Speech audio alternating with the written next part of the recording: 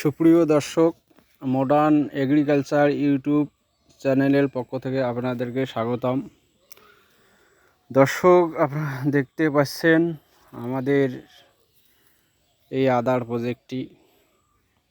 আমি ব্যস্ততার কারণে দর্শক কোনো প্রতিবেদন সেইভাবে দিতে পারছি না।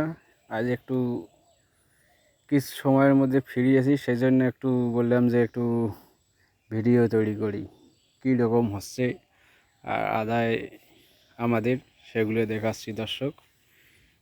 এই দেখুন আমাদের আদার প্রজেক্টটি। কালকে প্রচুর বৃষ্টি যে সারা হয় ধরে দর্শক, আমাদের স্প্রে অন্তত 7 দিন পর পর চলছে।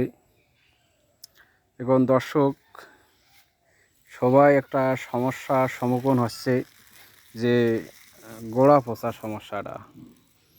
আসলে গোড়া পচাটা অনেকেই আবার শুধু ছত্রাকনাশক ব্যবহার করতেছে, তবু আর দমছে না। শুধু এখানে কারণ আছে, এটা ব্যাকটেরিয়া নাশকেরও সমস্যা আছে। দেখা যাচ্ছে গাছের গোড়া পচে হেলে যাচ্ছে, ঢলে পড়ে যাচ্ছে, কিন্তু ছত্রাকনাশক এত মারার পরও অনেকের কিন্তু কাজ হচ্ছে না দর্শক।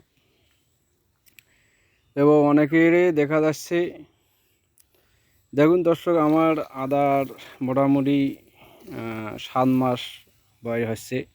আদার গাছ কীরকম এখনও সেই জনকার ইচ্ছায় খুব তাজা আছে।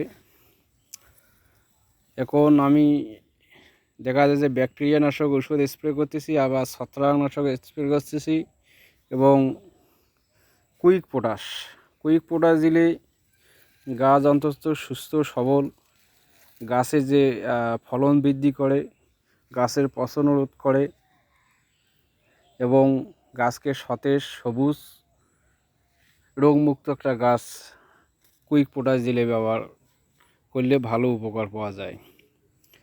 আমি 15 দিন পর পর কুইক পটাশ অথবা ক্রিমিয়া জাতীয় একটা ছত্রাকনাশক অথবা ব্যাকটেরিয়া নাশক এইটা স্প্রে করলে মোটামুটি দেখা যায় গোড় পচা অনেক কমে যায়, এবং গাছের চেহারা সৌন্দর্য হয়। আবার পরের সপ্তাহ আমি স্প্রে করতেছি, মাঝে মাঝে স্প্রে করতে আসি আমি ইডোমিল গোল ইমিস্টার টপ।